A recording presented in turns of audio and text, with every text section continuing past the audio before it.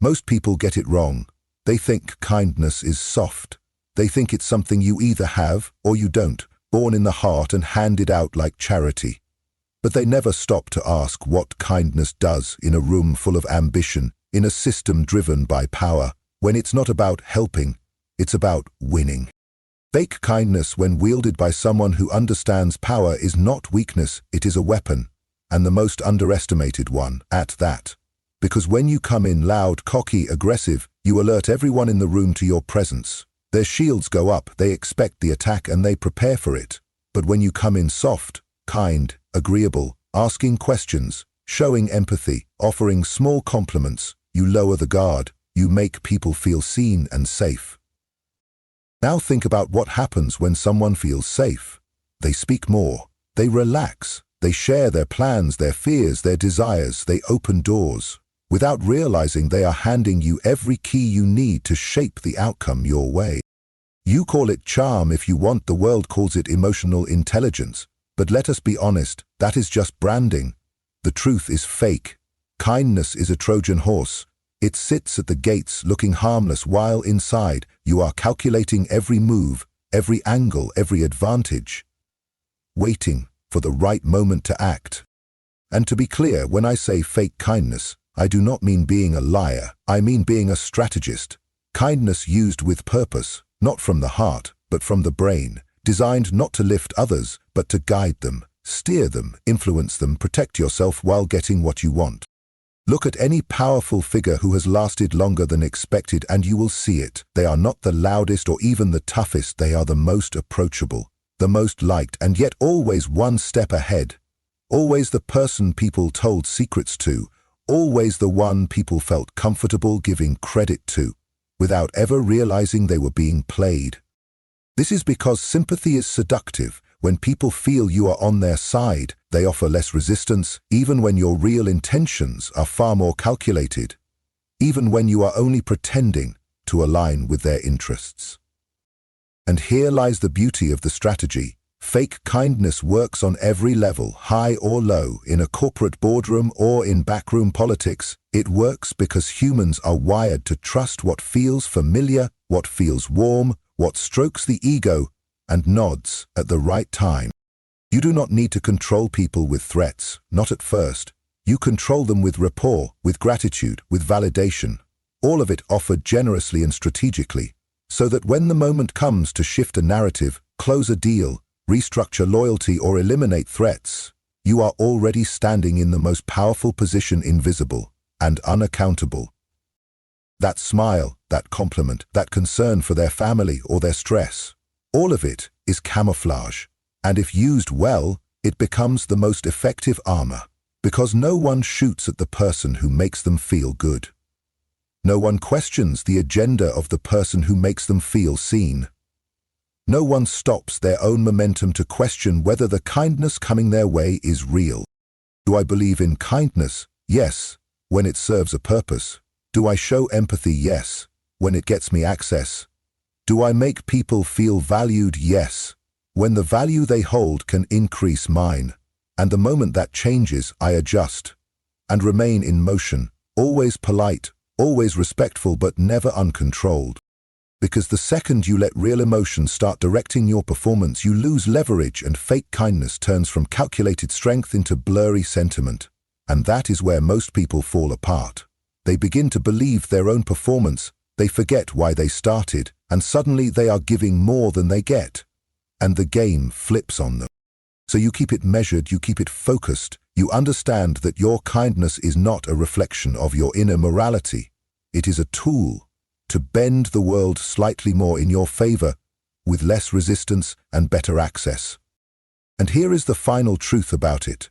People do not remember whether the kindness was real or fake. They remember how it made them feel, and feelings last longer than facts. That is why fake kindness is not soft power, it is precision warfare dressed in silk, and silk cuts cleaner than steel when used the right way.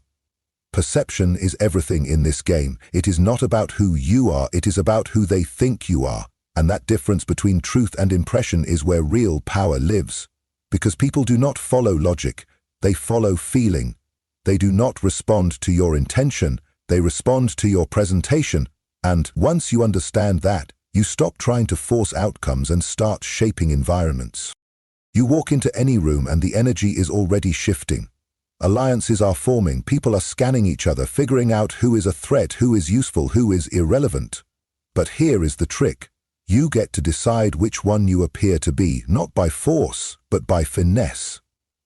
And in most situations, pretending to be kind makes you the most disarming version of yourself. Control is not taken, it is given. And people hand over control to those they trust, and they trust those who seem kind, who seem genuine, who seem safe. Not because they are stupid, but because they are moving fast, making decisions under pressure, and when someone shows up with a smile, a soft voice, a little empathy and a small joke, it feels easier to say yes and harder to say no. This is how you shift behavior with perception. When you fake kindness, you bypass resistance. You get people to lean in instead of push back. You create the type of emotional atmosphere where difficult decisions become simple, where people feel like they are choosing for themselves, even though the entire move was engineered by you from the moment you walked in the room.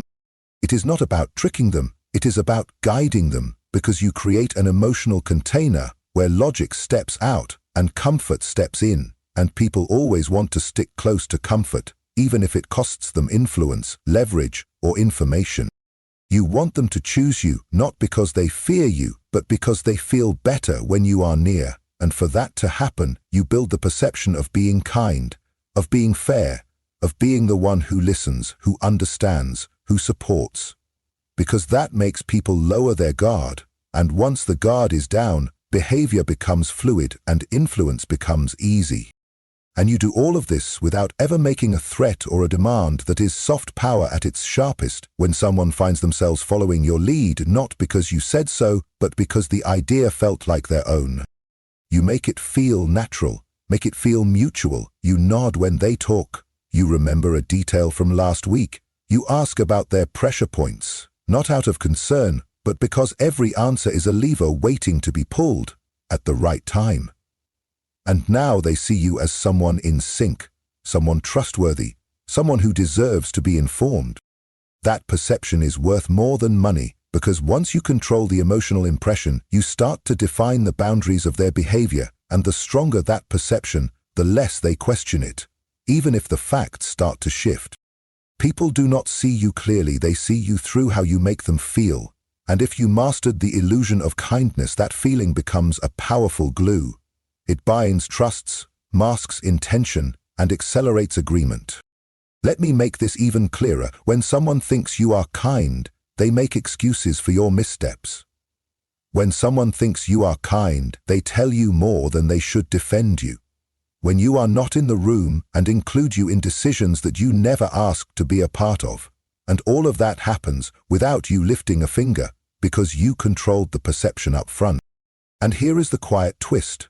Once that perception is locked, they ignore the signs, they dismiss the signals, they convince themselves you are good, even when the outcomes say otherwise, because they already emotionally invested in the version of you that benefits them.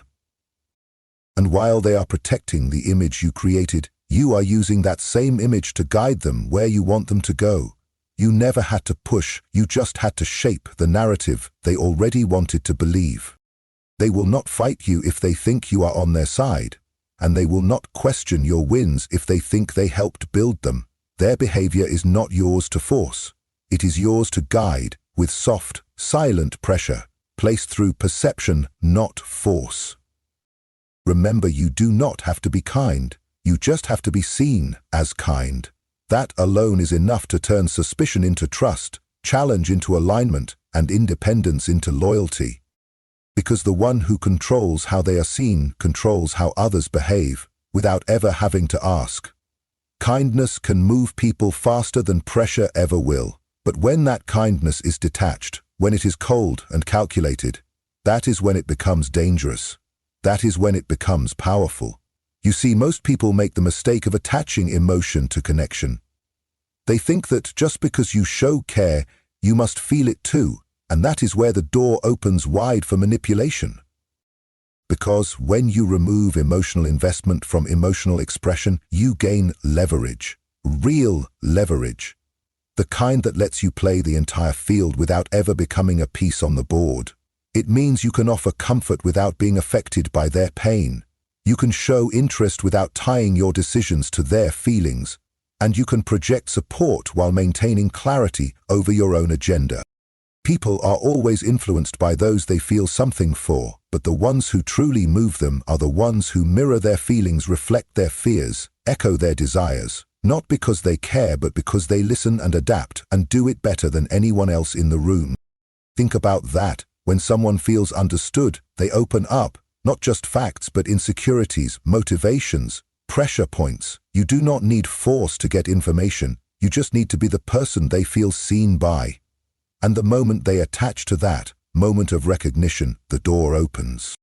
That is where the leverage lives, in those quiet moments where someone thinks you are both on the same emotional frequency, but in reality, one of you is playing and the other is reacting. And as long as you keep your emotions out of it, you stay in control. Because the second you start feeling what they feel, you lose your position. You start protecting them instead of positioning them. You start compromising your strategy in the name of connection. And that is how power slips out of your hands without you even noticing. So you learn to perform empathy without absorbing it. You learn to deliver compliments without needing to be liked in return. You learn to say the right thing not because it is true, but because it is useful. Yes, useful. This is the filter that must exist in all soft power plays. You are not being emotional, you are being effective. You are not being kind, you are being strategic.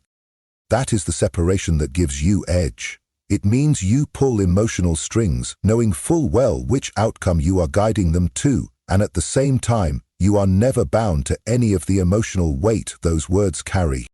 Let me give you a simple example. Early in the game, you find the loudest skeptic, someone who doubts you, someone who holds influence, and you show them praise. You make them feel seen, not to befriend them, not to gain approval, but to create debt. Because that compliment changes how they see you, and in their mind that moment makes them feel slightly obligated. And in this world, obligation is as good as control. You then amplify the connection, show care in a moment of tension, hear what they do not tell anyone else, all while remaining emotionally neutral. Your words give warmth, but your mind stays cold. This is how you steer people who think they have chosen you. People who believe your interests align when in reality they have been gently nudged into loyalty by moments you designed. It is a quiet game, but once you master it, doors begin to open, resistance begins to fade, and most importantly, loyalty is created, without deals, without promises, without real intimacy, just the performance of it. And when the game turns hard, when decisions become painful, when alliances start to shift, you will be the only one in the room not emotionally compromised, not drained by attachments, not caught in feelings you never really had. You are free to pivot, free to evolve, free to drop and redirect while everyone else is trapped in the emotional weight you placed on them, one by one. Because now they remember how you understood them, how you encouraged them, how you made them feel like they mattered. And that memory becomes the string they do not want to cut. They think they are protecting you when in truth they are protecting an illusion, carefully built by someone who never needed them in the first place. This is why soft power is never about real connection, it is about strategic connection, emotional leverage, not emotional exchange. You are not here to feel, you are here to win, and if they confuse that with kindness, let them. Because while they feel connected, you will be 3 steps ahead with nothing holding you back. There is a point in every game where the mask either becomes a shield or turns into a cage, and if you do not learn the difference, you lose control of the story you are writing. When you fake kindness as a power move, you are not being dishonest, you are being strategic. But the real mastery is knowing when to pull it back, when to drop it, when to shift form without warning, because sometimes soft pressure will not get the job done. You start with kindness because it opens doors, it builds comfort, it gives you access without resistance. And in the early stages of any power play, That is exactly what you want. You want people to invite you in. You want them to welcome your influence.